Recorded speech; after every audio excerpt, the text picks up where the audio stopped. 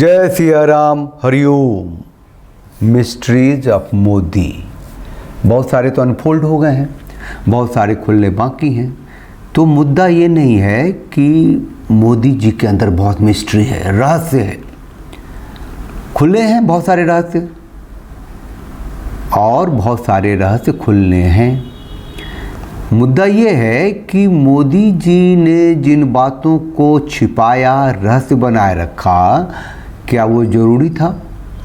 उन्होंने क्यों छिपाया, रहस्य क्यों बनाया, उससे उनको क्या फ़ायदा मिला, उसको छुपाने के पीछे का कारण क्या था, वो कितना खतरनाक हो सकता है राष्ट्र के लिए, राष्ट्र की अस्मिता के लिए नहीं हो सकता है या हो सकता है। ये जो जब कोई रहस्य आपको होता है तो आप ये नहीं कहते कि आप बंदे ने झूठ बोला, नहीं बोला, छिपा लिया। और छिप कैसे गया, ये भी बात है ना। तो इस पर हम बात करने के लिए आए हैं। देखिए, चैनल को लाइक शेयर सब्सक्राइब कर लीजिए, बेल आइकन को प्रेस कर दीजिए, नोटिफिकेशन मिलता रहेगा। और चैनल की सदस्यता लीजिए ना, ज्वाइन बटन क्लिक करके। जिन लोगों ने ली हुई है उनका अभिनंदन है, बहुत थोड़े से हैं। और भी जिन लोगों ने ली हुई थी और उनका एक्सपायर कर गया, कैंसिल हो गया, मतलब अब वो कंटिन्यू नहीं किया उन लोगों ने। कोई ज़रूरी थोड़ा ही है कि आप एक ऐसे चैनल जो भले ही आपकी आवाज़ हो, आप उसके लिए कीमत चुकाते रहें कंटेंट का। जिन्हें लगता है कि जो कंटेंट है उसका कुछ मूल्य होता है, तो आप मेंबरशिप के माध्यम से उसे चुका सकते हैं और चैनल को समृद्ध कर सकते हैं। अब देखिए, ये मिस्ट्री ऑफ मोदी में आप थंबनेल जो बता रहा है वो ये बता रहा है कि उन्होंने 40 साल तक शादी छिपाई। बताइए, है ना। वो क्या कहता है कि Modi is married to Yashodaben, है ना। ये मिस्ट्री रहा, सीक्रेट रहा ऑलमोस्ट फॉर 40 ईयर्स। मतलब कि जॉइंट फैमिली में आदमी रहा, 50 आदमी का कुनबा था, इतने भाई बहन थे, इतने बच्चे थे, बच्चों के बच्चे थे। ये बात छुपी रही तो कैसे? और आदमी पब्लिक लाइफ में था, पूरी दुनिया भ्रमण करता था। भाई, ये छिपी हुई बात कैसे रही और इसे छिपाया क्यों? ये इस छिपाने के पीछे देश सेवा था या कोई खुराफात था या औरतों से, स्त्रियों से डर था या क्या था? मतलब आज तक मोदी जी ने कभी कुछ कहा? यशोदाबेन उनकी पत्नी हैं। ये उन्होंने 2014 के चुनाव में जब वो नॉमिनेशन फाइल करने के लिए गए तो लिखा। पहले भी तो 3 बार मुख्यमंत्री थे भाई, क्यों नहीं लिखा?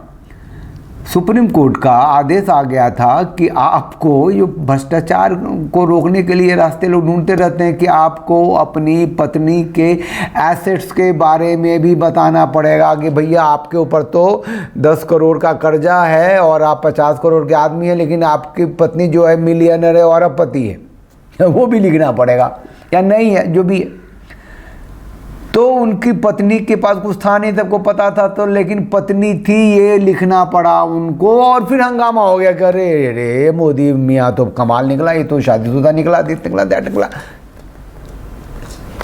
आज भी बहस होती है और इस पर बहस नहीं हुई। दम होता है ना आदमी में, तो वो अपने हिसाब से नैरेटिव बिल्ड कर लेता है। उनकी मोदी अगर ये कहते कि वो शादीशुदा है तो क्या उनको ये प्रचार नहीं मिलता, प्रसार नहीं मिलता, लोगों के हृदय में जगह नहीं मिलती? क्या वो हिंदू नेता नहीं माने जाते? आज जो खलीफाए हिंद माने जाते हैं वो क्या इसलिए माने जाने लगे हैं कि उनकी पत्नी थी? या आज जो विश्व नेता बन गए हैं इसलिए माने जाने लगे कि उनकी पत्नी थी? वो गृहस्थ आश्रम में भी हैं? क्या था, इसको एनालिसिस कीजिएगा, ठीक है। और दूसरी बात ये है कि मोदी जी ने 1978 में बीए किया पॉलिटिकल साइंस से, 1983 में एमए किया पॉलिटिकल साइंस से। तो 1978 में पॉलिटिकल साइंस से school of open learning at DU और दिल्ली यूनिवर्सिटी से किया, है ना। स्कूल ऑफ ओपन लर्निंग से, जो Indira Gandhi institute of open learning है, इसी तरीके से school of open learning DU का भी है। और फिर 1983 में एमए किया पॉलिटिकल साइंस से गुजरात यूनिवर्सिटी से, है ना। फर्स्ट क्लास में वो ग्रेजुएट हुए थे। नैरेटिव तो था वो चाय बेचने वाला है भाई, चाय बेचते बेचते थोड़ा बड़ा हुआ तो चला गया RSS में।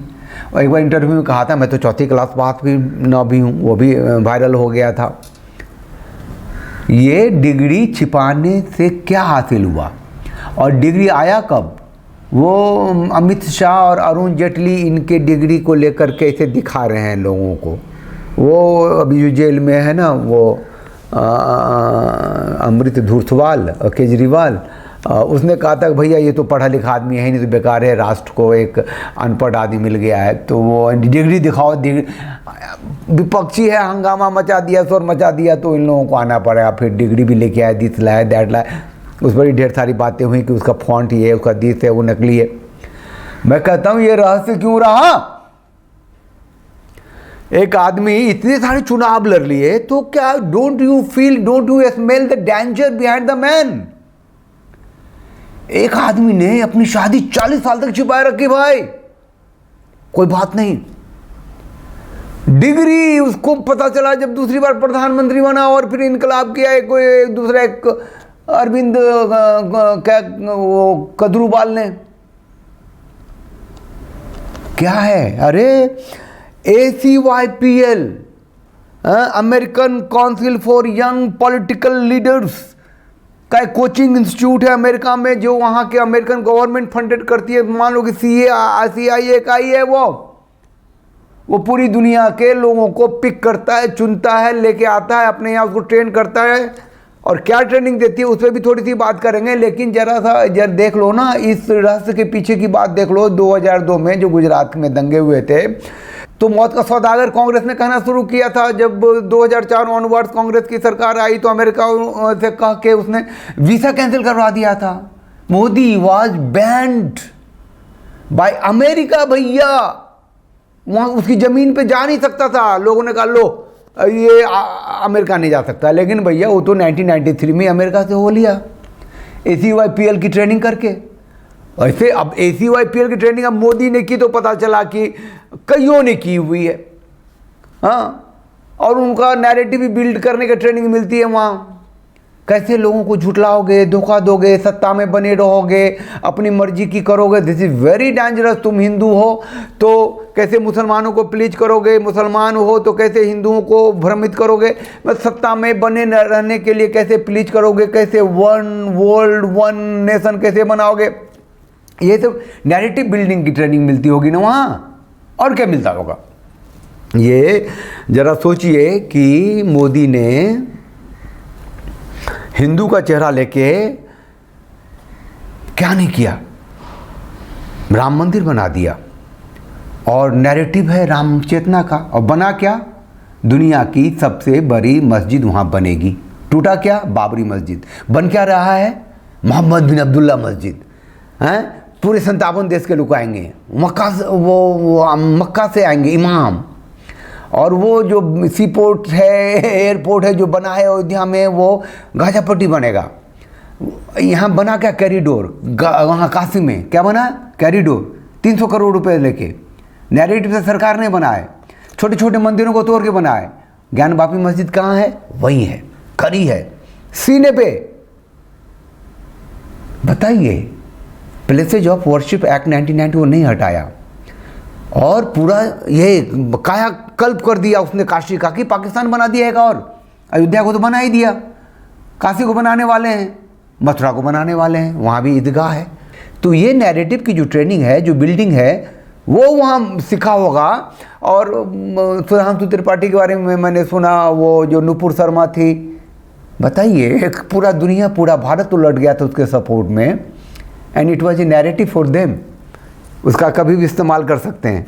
अभी तो पता नहीं, वो राहुल गांधी तो आ गए हैं बरेली में, उसके खिलाफ किसी को खड़ा करते हैं, भगवान जाने क्या होता है। इन्हें किसी को कर दिया हुआ है, लोग हल्ला था कि उसको लाएंगे नुपुर शर्मा को।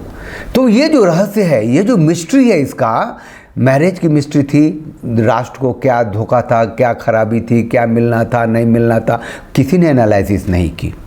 स्त्री शक्ति क्या होती है, हैं? ACYPL का एनालिसिस थोड़ी दी चला, वो ख़त्म हो गया। डिग्री की एनालिसिस थोड़ी दी चला, ख़त्म हो गया, ठीक है। और ये हिंदू हैं, त्रिपुंड लगाते हैं, लेकिन अब चादर भी ओढ़ते हैं। अब मुसलमान इनके रिश्तेदार हैं, उन्होंने खुल के कहा है। 10 साल उन्होंने मस्जिद में गुजारे, पब्लिक फील्ड में थे आप, और you had been inside mosque, कहीं भी 10 साल तक आपने किसी मस्जिद में गुजारे हैं, और अब इतना करीब से मुसलमानी सत्ता को देखते हैं, और आप कहते हैं पब्लिक भाषण में कि अगर ये मुसलमान समझ जाएं मोदी को, तो मोदी के अलावा किसी की ओर देखें ही ना। तो आप भारत को इस्लामिक तंत्र का राष्ट्र बनाने, मुल्क बनाने में लगे पड़े हैं। ए भैया, और क्या क्या है झोले में, और क्या क्या रिवील होना है, और क्या क्या आना है? ये मिस्ट्री ऑफ मोदी है या an element to destroy the Hindu Sanatani system, the living civilisation? क्या है ये? लोग समझ क्यों नहीं पा रहे इसको? समझना क्यों नहीं चाहते? ये नैरेटिव क्यों नहीं बनता? अरे सोशल मीडिया पे भी जो लोग हैं, यूट्यूब पे भी हैं, यूट्यूबर्स भी हैं, मोदी की 1000 तरीके से आलोचना भी कर डालते हैं। मैं कहता हूं कि ही इज डेंजरस।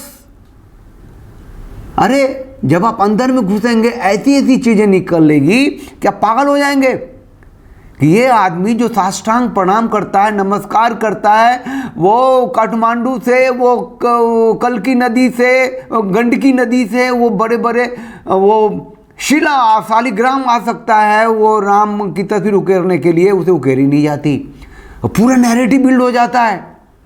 फिर वो आदमी विदेश में जाके कहता है कि ये पत्थरों में, मूर्तियों में क्या इनक्रेडिबल इंडिया है। इनक्रेडिबल इंडिया तो आप हैं। इस्लाम से बंधा हुआ राष्ट्र, मुल्क भारत है। जो इस्लाम को नहीं मानता वो हिंदू ही नहीं है। These are the statement. ये जो मिस्ट्री है उस आदमी का, पर्सनालिटी का, जो डुअलशिप है, इसको पहचानने की जरूरत है। और उसके झोले में क्या क्या है? भैया मैं झोला उठाऊंगा चला जाऊंगा, मैं तो फकीर हूं।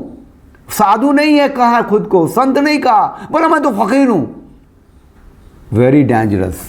मेरे सभी वीडियो का पॉइंट ऑफ व्यू होता है कि आप चुनावी माहौल है ना, कैंडिडेट ढूंढो।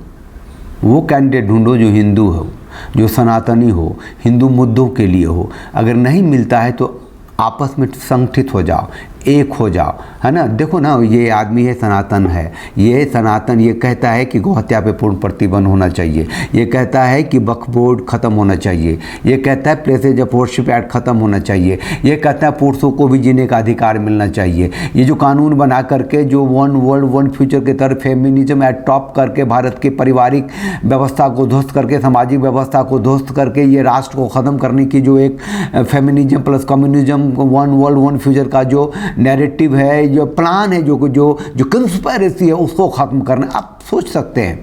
आप आपस में बात कर सकते हैं। आप जब सोचेंगे, समझेंगे, संगठित होंगे और ऐसी पार्टियां तक आप पहुंचेंगे, वो जो ऐसी पार्टियां बनी वो आप तक पहुंचने वाली होंगी।